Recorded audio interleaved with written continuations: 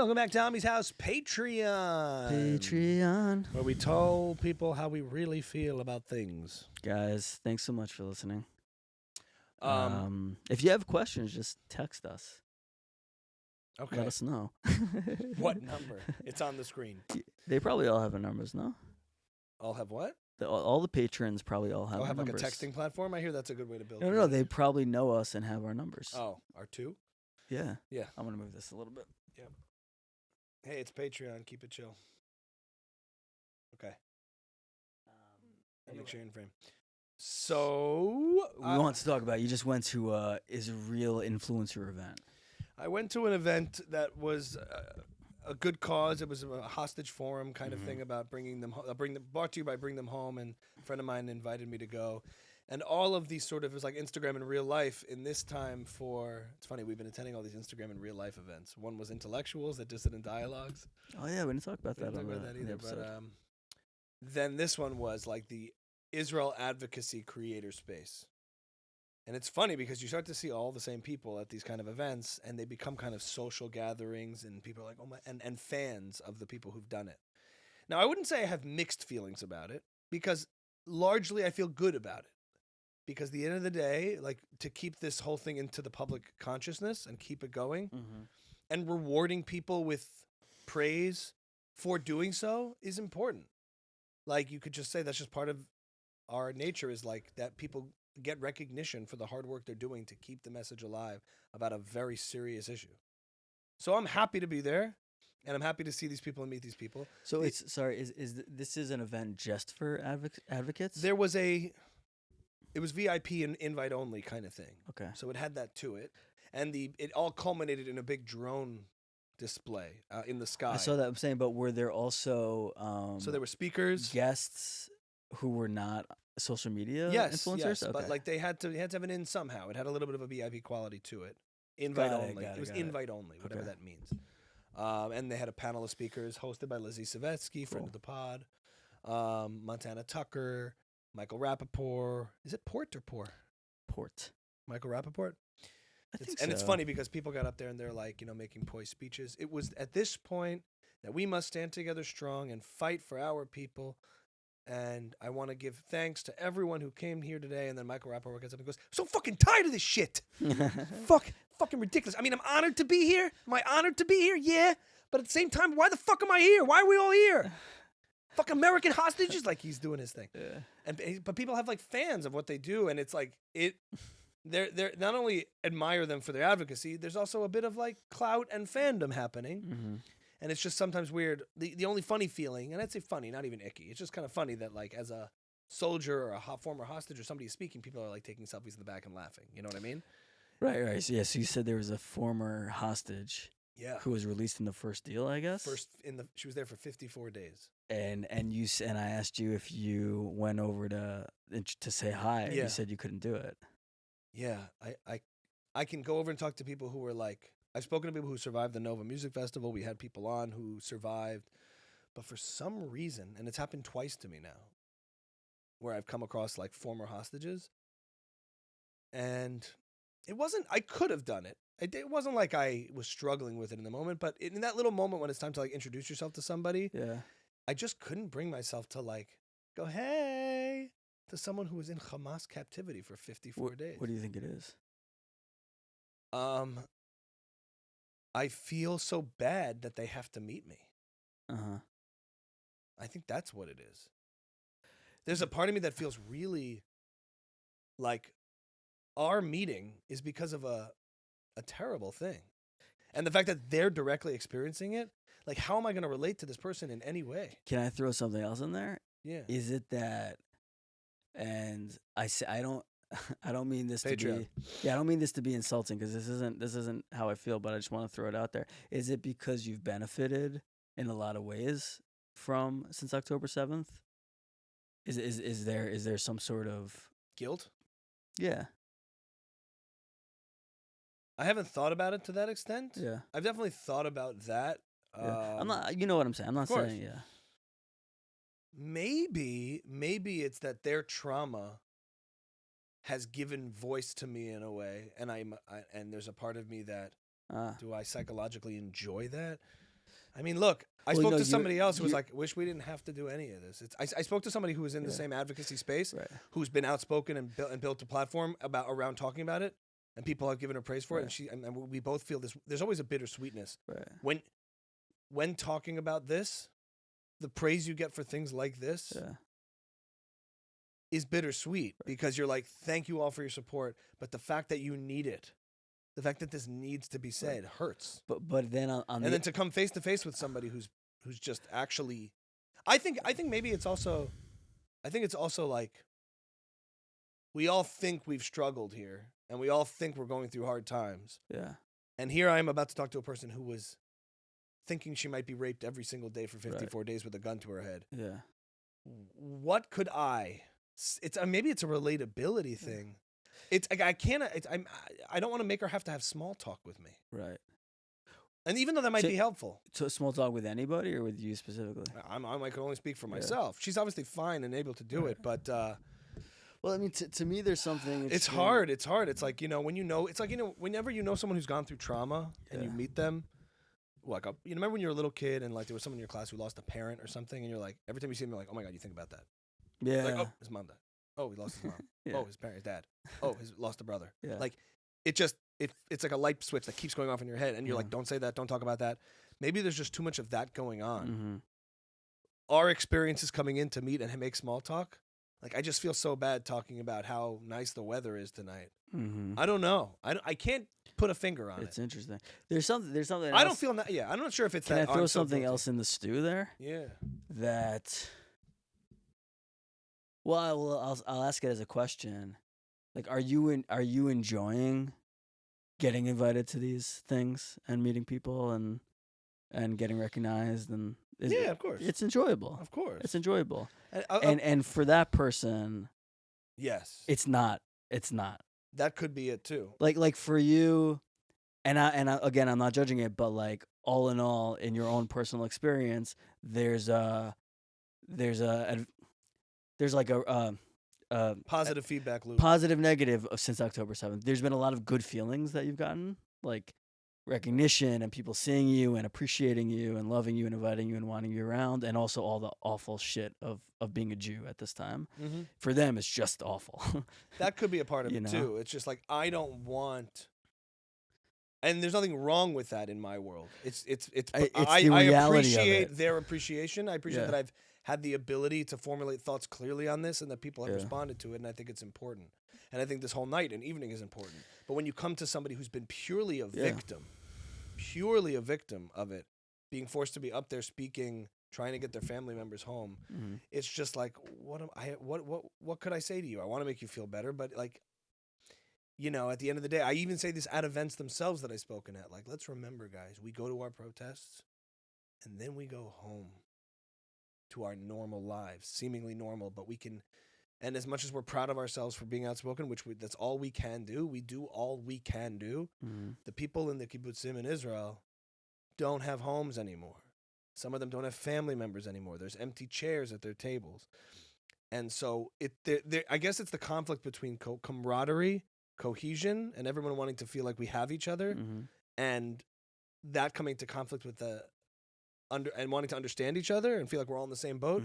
But in terms of traumatic experiences, we're not. Can I throw something else out there? Really? Yeah, go ahead. There's also the. And it's like, don't give me the praise here. Right. well, you do all the work you do. Yeah. And I do think it's important what you guys are doing on social media. But there's probably some discrepancy between the amount we all think we're accomplishing and what we're actually accomplishing. And then maybe you meet someone like them and maybe there's a feeling of like, oh, like none of this matters. Nothing anyone is doing anywhere matters. I don't know if I get that cynical about it. No, not cynical, but just the facts on the ground is like there are people still in captivity, suffering every single day. What is it that we're all doing exactly? But I don't relate or I don't task myself with that. Like what I'm doing out there is not for her directly in a sense. That's for like the military to do. What Israel's military and government should be acting on her behalf directly to get her out and get her family home. and bring justice. That's their job. And I task myself as a person out there publicly talking about this to make sure that people understand that what the military and government that is doing is good, is just, because it needs that. Yeah. Like, in a way, I do feel compelled to, like, when I feel disgusted by the reactions and what people are saying out there, what I'm saying is adjacent, but it's not directly, so that in a way it does help, I think, but that's not my job. Is not, I'm not a soldier and I'm not a politician and I'm not making policy. I'm just trying to clarify ideas so that when Israel or whoever is trying to act on behalf of her, so that people don't view this person as having deserved her experience. So that when she goes out into the world, hopefully at some point in time, people will understand her story and it will be received with empathy and understanding and not with disdain. Like, I'm fighting that little, I don't want to call it a battle. So in a way, I don't feel, I feel more inspired to keep going, not defeated, and I don't feel discouraged when I see that. But in terms of how I interface with that person, unless it's like an interview one, I don't want that to make them talk. It's such an elephant in the room. I don't want them to talk about their trauma. That's all I can think about when I'm standing with them. Yeah. I think it's just there's a social block because it's all I can think about. Yeah. Like, what this has been like for you. And like, I did talk to somebody whose like father was killed and mother and sister, somebody like that. And like, and that person I was talking to, and we'll be in touch. He said he would be happy to come on and talk about whatever's going on and be happy to have him. But with somebody who was directly taken, you're just like, I think it's just a lot. Like, because we talk about it so much in the abstract, like free the hostages, bring them home, and then you speak to somebody who was there. And I think it's just a lot. Like, I know there's all these reasons we can try to unpack and the reasons and stuff, but I'm not sitting there like feeling like, oh my God, I'm guilty. I've benefited and built an audience and people, right? I'm not sitting there with those thoughts. I'm just like, I don't know what to say. I'm just blocked. It's a little bit like meeting a Holocaust, not someone who survived, but meeting someone who died in the Holocaust and then kind of came back. Yeah. Kind of like, I mean. No, like a survivor, but at the time. Yeah. Because meeting Morgan Aviv and who's the couple we spoke Dvir to? and Maya. Yeah, Dvir and Maya. Yeah. Like, that was wild, but that was kind of like, I don't know. That seems to me different than a hostage. Like, yes, because it's like they've been to hell, right? And they came out. Correct. Yeah, I think when you think about captivity, it's a prolonged trauma, and you didn't. There's survivors of a singular event, and then when you've been taken hostage and gone through that process. Because they were the lucky ones, Dvir and Maya. They like you meet them and you're like, it's also nice to be around this luck that you had. You're like, like, how did you get out? Exactly. And this is like, oh, you didn't get out. Yes, you're not lucky. Yes. And you are because you are, but obviously, that's not the first thing. So I think at the end of the day, the simplest explanation is it's just a lot, and I don't know what to say because having small talk with them or forcing them to talk to me, or just approaching them in that way, and I think the thing they would want is just to have a normal conversation about anything. But no, I'm sure, yeah. No, but to me, it's all anyone wants to talk to me about is October 7th. No, but in general, like when I approach them, I'm saying in these settings, it's social, and like everyone's coming up to them and just doing this. Yeah. Wild. And like, they don't want that either. Yeah. You know, when you're at a shiva, I'm pretty good at shivas. Yeah, you're great, actually. Especially if it's not a tragedy. No, you really Those are okay. But this level of trauma, it's hard. Mm-hmm. It's hard to be around. Like, it's hard to broach. Yeah. So I feel bad for myself in these scenarios. No, it's just something I took note of. I'm like, no, twice now I want to hear their stories, but I just don't want to make them tell me. I think we're still, because I haven't heard of hostages making appearances yet. Yeah. It's still sort of a new thing. We're going to have to, I've never heard of that. Oh, yeah. I didn't know that was happening. I was at a synagogue dinner, and there was a hostage, former hostage, and this one, 54 days. And they left people behind. Yeah. So, like, I don't know. Maybe reality's scarier than imagination. Or I don't know which worse. Imagination's scarier than reality. I don't know. But, like, the more real it gets, like, the harder it is. I think that's what I mean. I think it's just a lot. Yeah, and they've come into contact with the darkest thing we can really imagine. And it's scary to be around that.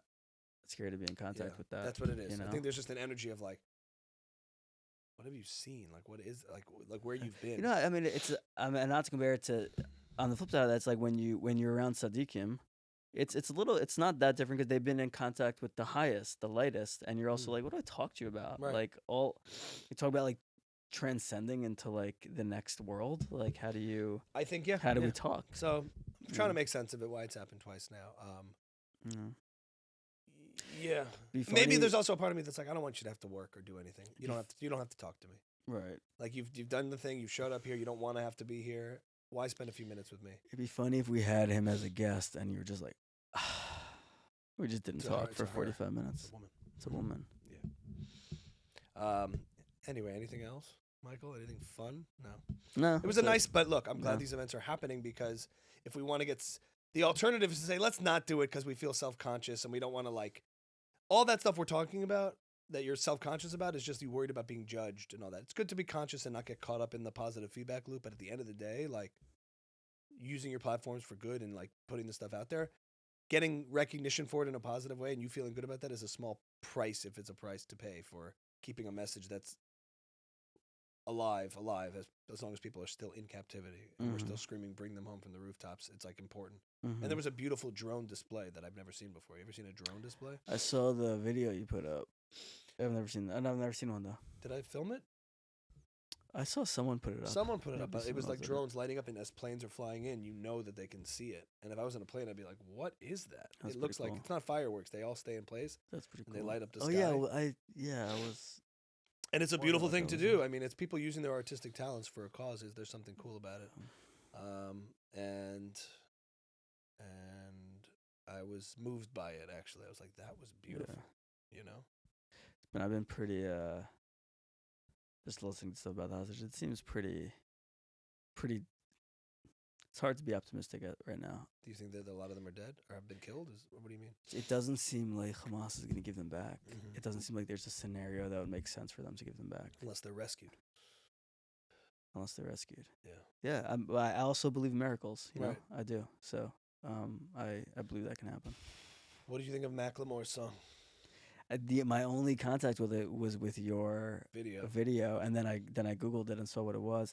He's been on this for a long time though. I guess so. I don't know. Free Palestine, you mean? Yeah, he's been on Free Palestine for a while. So is Rage Against the Machine and all that crap. I happen to love Rage, and I like Macklemore too.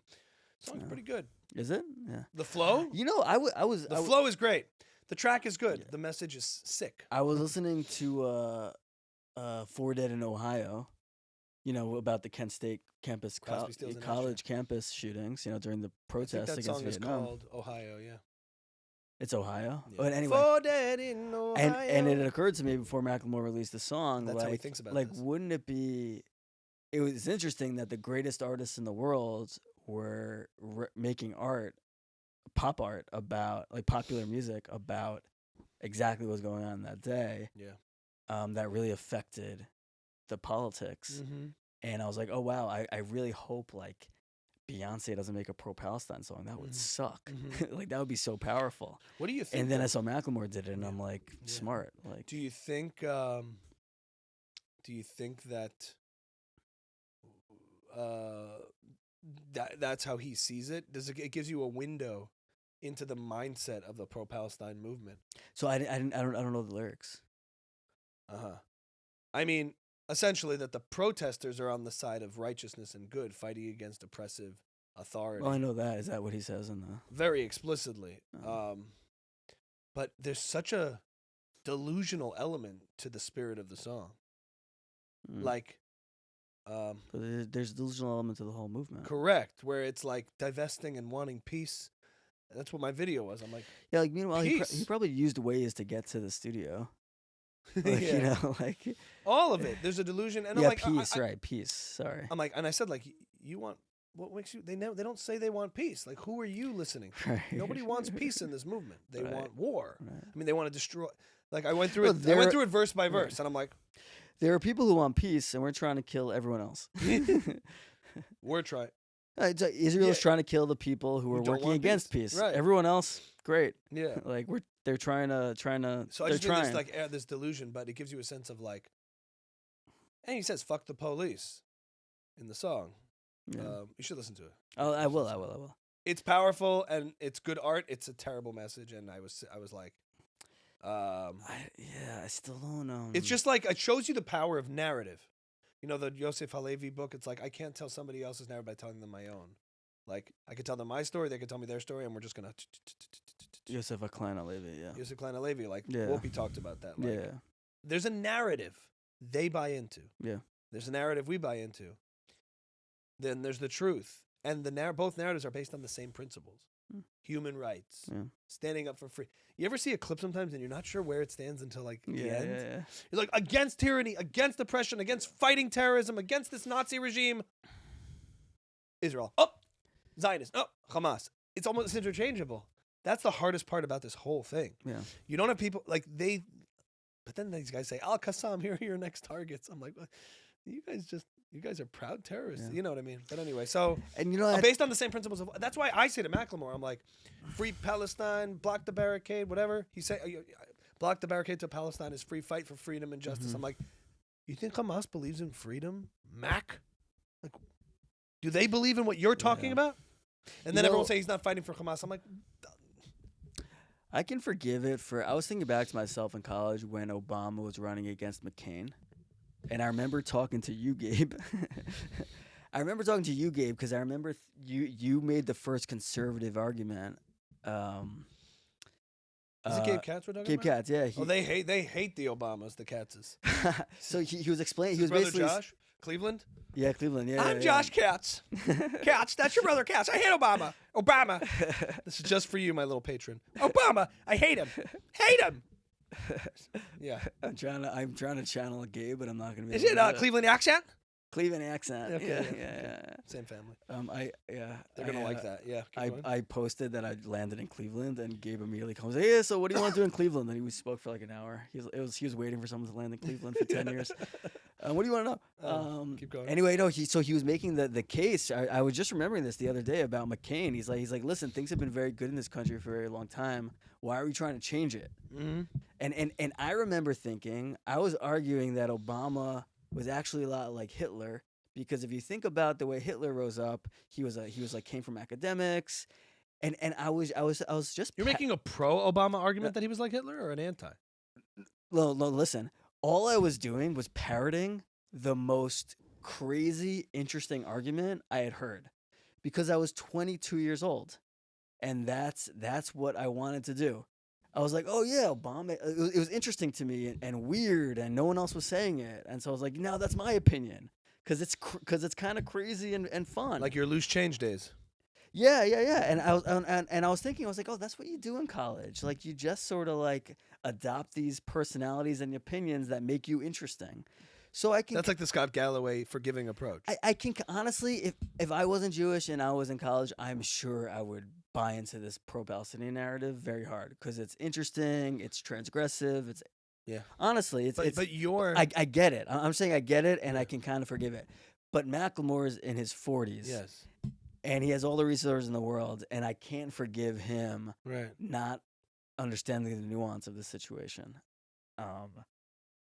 Yeah. And I don't know. I mean, and Tom Morello, I love Rage Against the Machine, my favorite bands, and I love Tom Morello, but they are anti-capitalist, anti-American, anti-Western, and there is a narrative. And they've always been. Yeah. So, like, death to America! If you ideologically believe that all success in capitalist societies is on the heels and exploitation of others, it's not like wealth is exploited and taken and unjustly distributed. Wealth.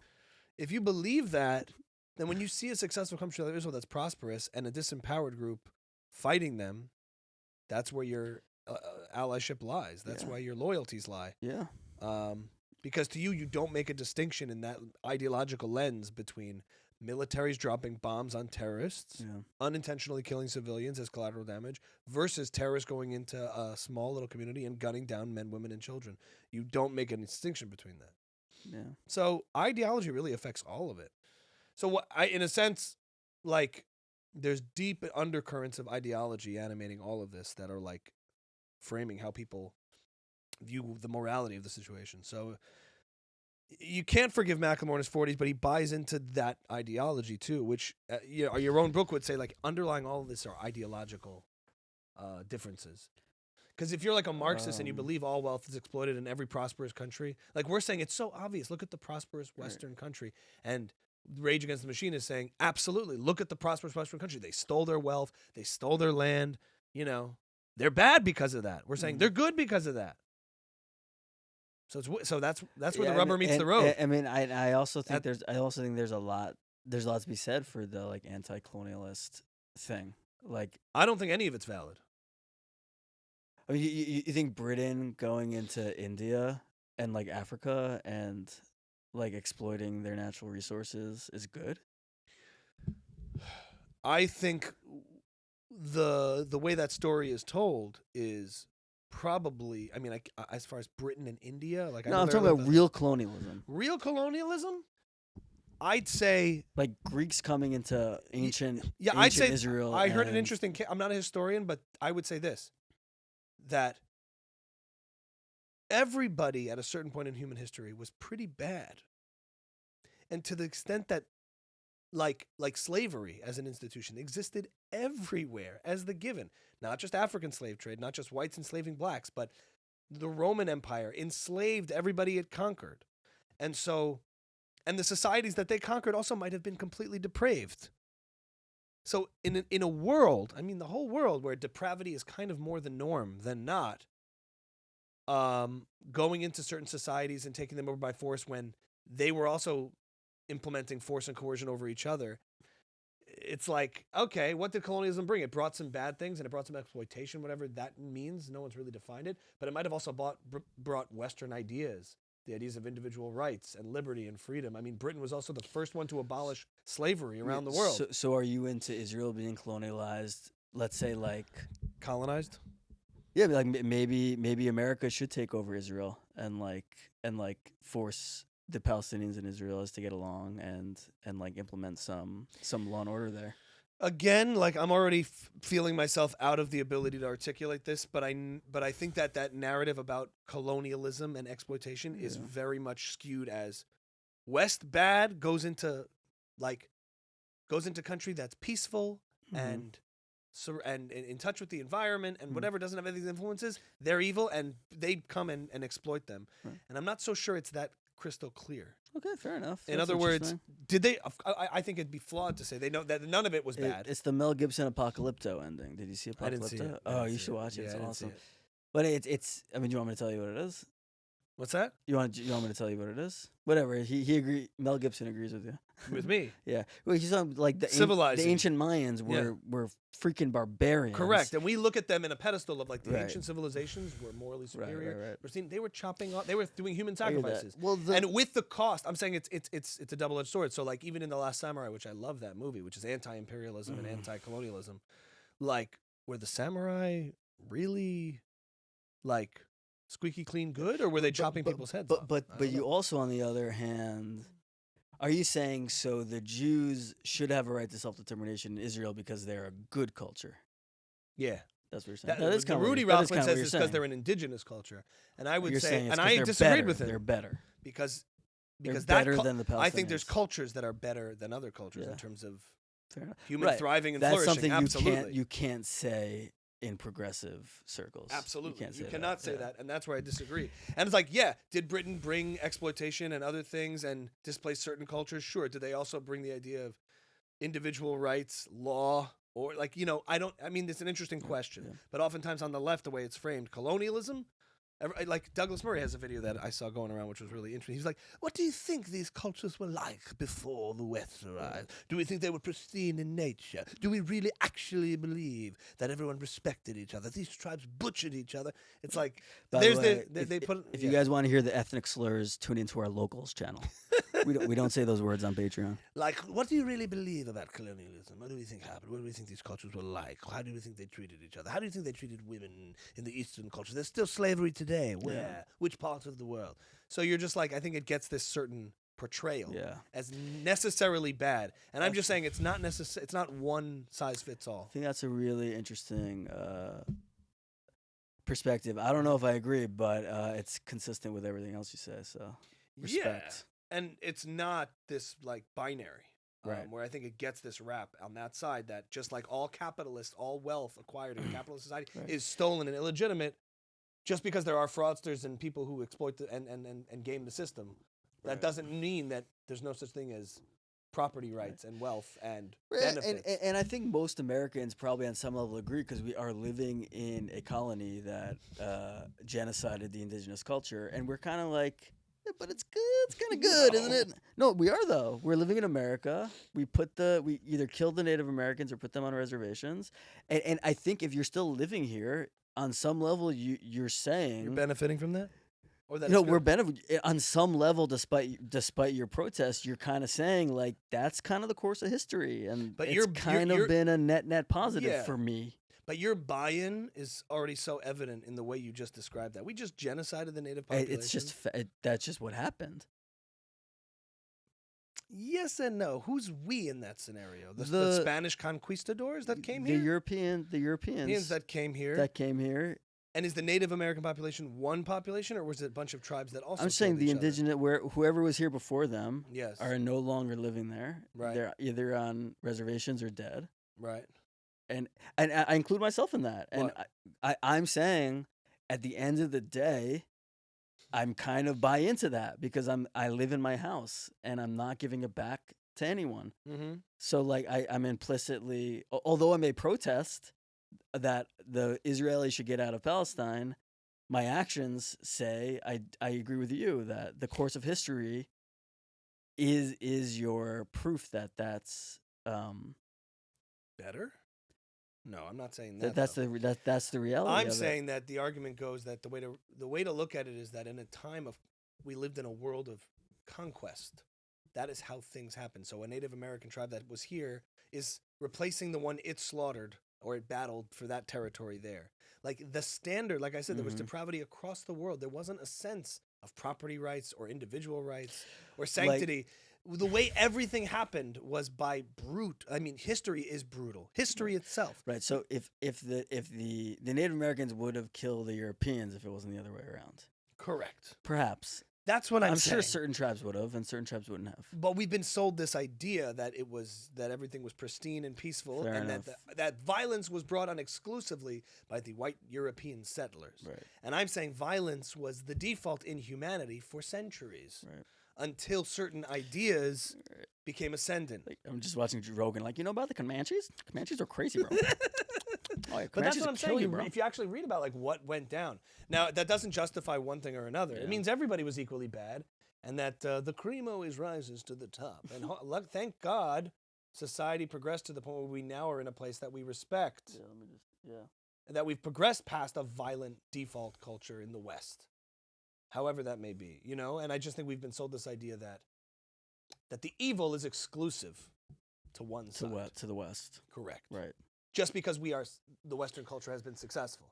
I'm just saying that's a pretty interesting message. It's dispersed. Right. We all are. And if you look at where slavery exists in the world today, it's in the eastern parts of the world. And you can see that in this diluted vision of Palestinians as this peace-loving culture, which is and Palestine was wrong. peaceful for Jews, Christians, and everybody coexisted peacefully in a peaceful, thriving Palestina.